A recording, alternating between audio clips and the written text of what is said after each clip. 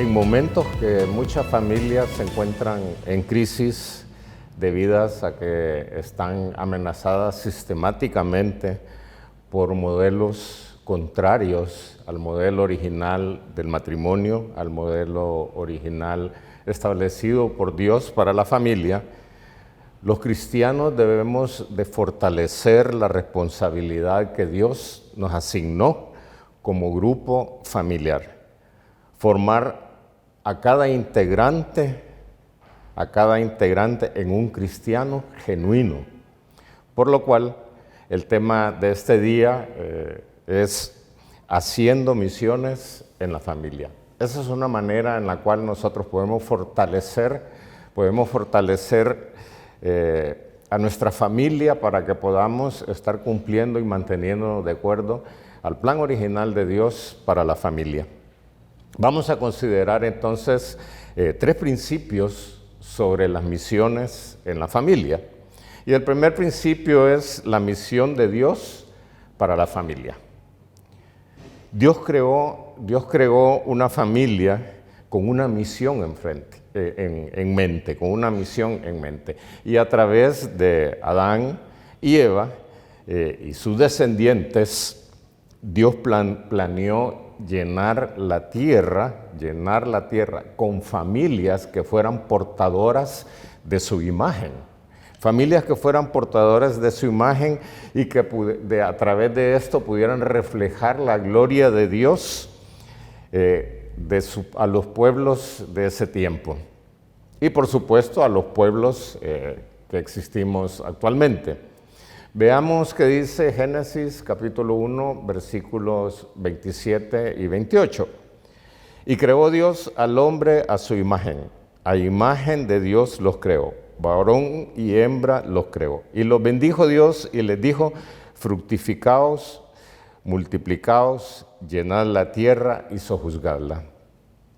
Posteriormente también vamos a encontrar que este mismo mandato le fue dado a Noé y a su familia de fructificarse y de poblar la tierra, de llenar la tierra, siempre con la idea de que estas familias pudieran reflejar la imagen de Dios,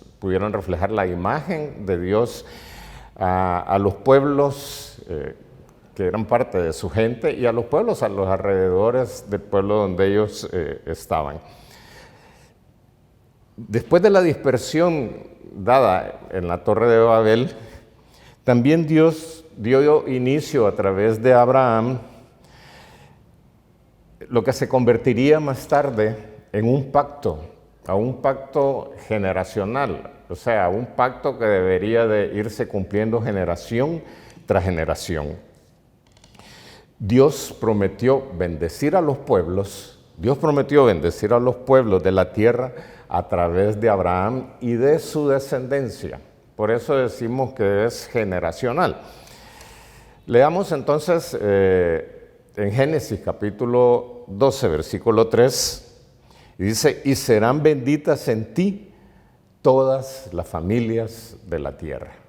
Serán benditas en ti todas las familias de la tierra. Entonces, el llamado de Abraham como padre para el cumplimiento de este pacto, para que este pacto que Dios estaba haciendo con él, de bendecir a las familias de la tierra, tenía que tener como un par de elementos, y estos elementos era primero que tenía que amar a Dios, que él tenía que amarlo con todo su ser, y segundo, que tenía que enseñar, o que tenía, podríamos decir, discipular a sus hijos en todos los momentos de la vida, para que ellos también, faltando ya a Abraham, ellos también pudieran seguir con esta misión de Dios para la familia, que era llenar la tierra, pero principalmente poder reflejar la imagen de Dios al mundo. Y así ellos, pues, estos hijos discipulados, podían hacer lo mismo que había hecho su padre Abraham. El segundo principio que encontramos o que podemos compartir este día es la misión evangelizadora en la familia. La misión evangelizadora en la familia. Al establecer la nación de Israel, cuando se establece la nación de Israel, Dios le dio instrucciones específicas que reafirman el propósito de la familia en el pacto generacional que se había hecho con Abraham. El pueblo debía amar a Dios, tenía que amarlo nuevamente con todo su ser, pero también discipular a sus hijos, enseñarles a sus hijos. Y vemos entonces Deuteronomio capítulo 6, versículos 4 al 7, que se lee lo siguiente en las Escrituras. Oye Israel, Jehová nuestro Dios, Jehová uno es. Y amarás a Jehová tu Dios de todo tu corazón, de toda tu alma, con todas tus fuerzas, y estas palabras que yo te mando hoy estarán sobre tu corazón, y las repetirás a tus hijos y hablarás de ellas estando en tu casa y andando por el camino y al acostarse y cuando te levantes. Vemos que desde el Antiguo Testamento el propósito de Dios para la familia era principalmente que la familia fuera un núcleo evangelizador. ¿Por qué digo esto? Porque ellos tenían que evangelizar a sus integrantes, a los miembros de la familia. Y es algo que nosotros también debemos de aprender a hacer. Si lo estamos haciendo, qué bueno. Si no, debemos de iniciar a hacerlo. El mandamiento expresado en Deuteronomio 6 dice, estas palabras que yo te mando hoy estarán sobre tu corazón y las repetirás a tus hijos. Entonces vemos que no se trata nada más de un mandato de enseñar ciertas reglas, de enseñar una serie de mandatos, una serie de estatutos a nuestros hijos, sino que hay algo más implícito en ello. Hay algo más que solo enseñar a que ellos aprendieran a memorizar. Por eso la porción que hemos leído dice, y la repetirás a tus hijos. La repetirás a tus hijos y pone diferentes momentos en la vida de sus hijos en que uno tiene que repetirle y repetirle y repetirle, porque la repetición produce entonces la memorización. Pero vemos entonces que, como decía, no solo se trataba de que memorizaran los versículos, que memorizaran los mandamientos, que memorizaran los estatutos dados por Dios, sino que dice que las palabras que le ha dado deben de estar en su corazón. Deben de estar en su corazón. Entonces, la ley de Dios debe estar en el corazón de los padres. La ley de Dios debe de estar en el corazón de los padres. Y esto significa que debe de estar bien enraizado en su corazón, debe de estar bien fundamentado en su corazón, debe de estar bien cimentado en su corazón. Y cuando esto sucede, entonces lo que pasa es que está bien guardado en la mente, está bien guardado en la mente. Cuando se habla del corazón en estos tipos de versículos o expresiones en la Biblia, realmente se está hablando de la mente, o sea que debe estar bien arraigado en nuestra mente. Ahora, como la mejor manera de memorizar es una ley, no solo es memorizándola, sino también obedeciéndola y también practicándola, entonces los padres tenían que obedecer y practicar la ley, estando también, como decíamos, en su corazón. De tal manera que esto nos sugiere que la transmisión de los principios espirituales hacia los hijos tenía que ser de corazón a corazón, lo cual es más que la repetición verbal de un precepto, sino que como los padres tenían bien cimentados los principios en su vida, eran testimonio para sus hijos, y sus hijos, al observar el testimonio de sus padres, no solo memorizaban las enseñanzas, sino que también por el ejemplo de sus padres, entonces ellos también iban a proceder a practicarlos y a obedecerlos.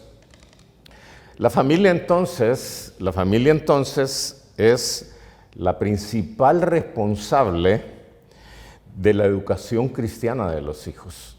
Es en el lugar donde nosotros debemos de formar espiritualmente a nuestros hijos. Y esta educación de nuestros hijos, esta educación cristiana, debe incluir todas las verdades bíblicas, todas, sin ninguna excepción. Y no solo todas las verdades bíblicas, sino la obediencia a las mismas.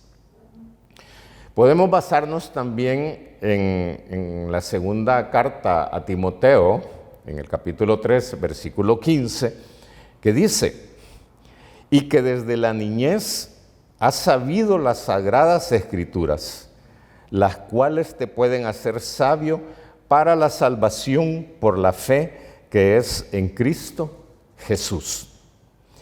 Con este versículo anterior, podemos reconocer que la enseñanza de la palabra, conduce a la salvación, Por lo tanto, cuando estamos enseñándole la palabra a nuestros hijos, enseñándoles que conozcan la palabra, podemos decir entonces que los estamos evangelizando a través de las Escrituras, para que ellos también, con esta enseñanza, con este evangelismo que se está haciendo dentro del hogar, ellos también pueden llegar a ser salvos. Recordemos que la principal meta de los padres, la principal meta espiritual, por supuesto, es llevar a los hijos a los pies de Jesús. Llevar a nuestros hijos a los pies de Jesús. Garantizarnos, asegurarnos de que ellos han reconocido a nuestro Señor Jesucristo como su Señor y como su Salvador. El tercer principio está relacionado con que los niños son parte de la misión. Los niños son parte de la misión evangelizadora. Los niños son parte fundamental, o por lo menos podríamos decir que las Escrituras nos enseñan que muchos niños o algunos niños formaron parte del plan estratégico de Dios para evangelizar o para mostrar o enseñar acerca de este Dios todopoderoso.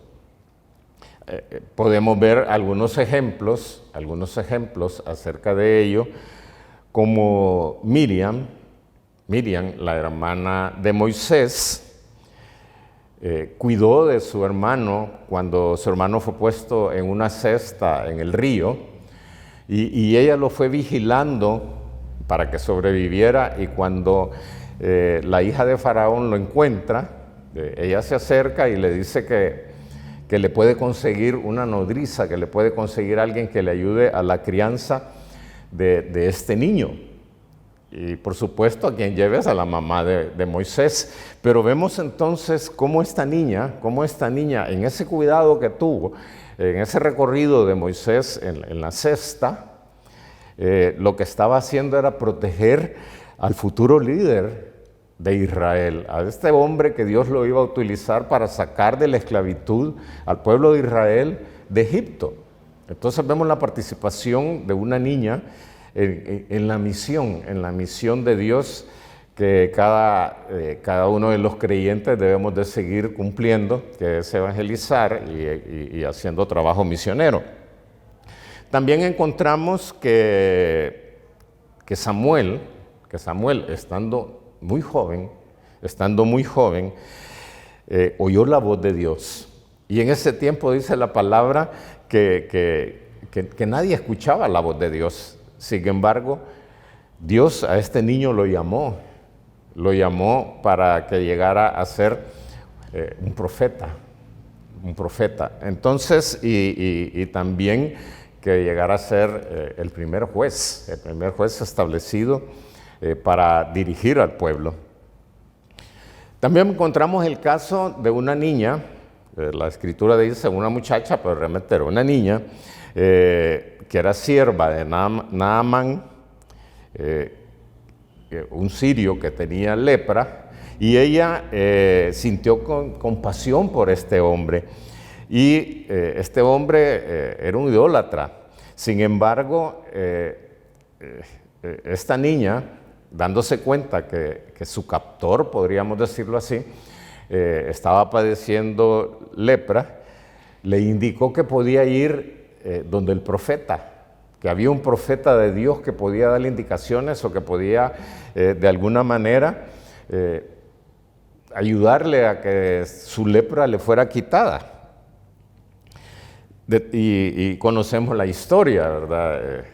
Llega donde el profeta y el profeta le da las instrucciones de que se sumerja en el río, y cuando sale del río este hombre queda sano de la lepra. Entonces vemos que los niños también pueden participar de esta misión. Muchas veces cuando pensamos en misiones solo pensamos en adultos, pero los niños deben de aprender, deben de conocer cómo evangelizar y también cómo prepararse para las misiones.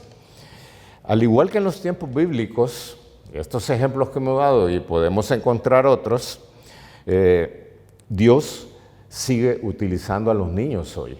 Dios sigue utilizando a los niños hoy, de tal manera que debemos de preparar a los niños en este tiempo, porque esto produce un beneficio a corto plazo y un beneficio a largo plazo. Un beneficio a corto plazo es que, como dice la Escritura, que si instruimos al niño en su camino, cuando ya sea mayor, él no se apartará de él.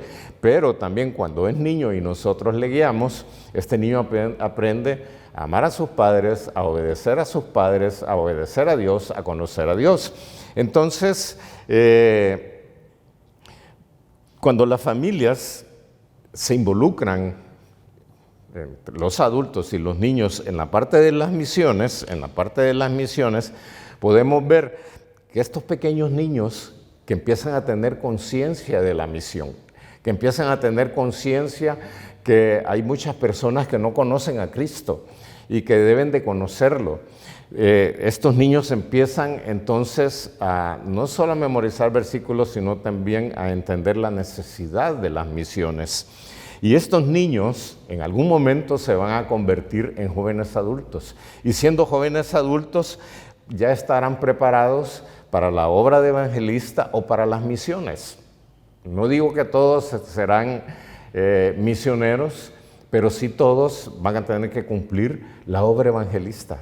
La obra evangelista, ese es algo que es un mandato para cada uno de los creyentes.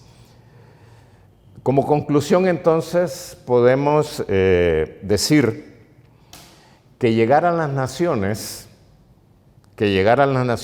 requiere de aquellos que quieran ir a las naciones, que tengan ese llamado a las naciones.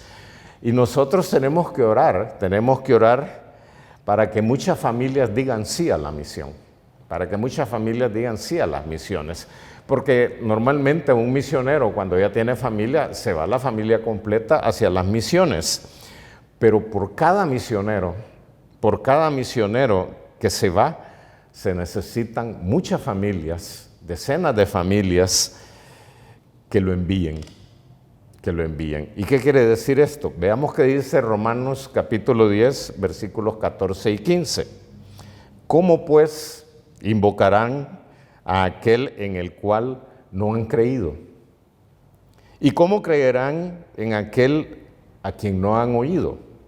¿Y cómo oirán sin haber quien les predica?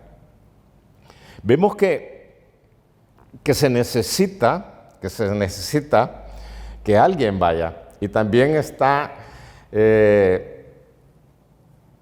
la siguiente pregunta de ¿y cómo irán si no hay quien los envíe? La respuesta a estas preguntas es la siguiente: alguien necesita ser enviado a predicar, de modo que la gente pueda oír y creer. Pero los que van a ir a predicar deben de ser enviados, de tal manera que otros necesitamos apoyarlo financieramente. No hay otro camino, no hay otra manera.